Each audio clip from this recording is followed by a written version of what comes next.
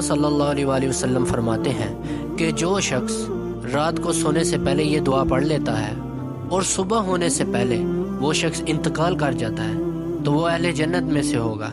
اسی طرح جب شام سے پہلے وہ شخص یہ دعا پڑھ لیتا ہے اور صبح ہونے سے پہلے وہ شخص انتقال کر جاتا ہے تو وہ اہل جنت میں سے ہوگا۔ آئیے جانتے ہیں وہ دعا کون سی ہے۔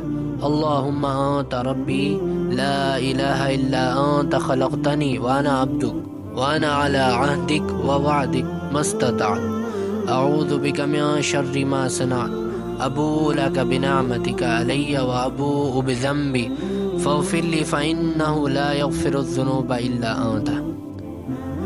یہ ایک ایسی دعا ہے جس کو ہم پورے یقین کے ساتھ پڑھیں، صبح ہونے سے پہلے اور شام ہونے سے پہلے یہ دعا ہم پورے یقین سے پڑھیں تو ہم انشاءاللہ ضرور بضرور جنت میں جائیں گے۔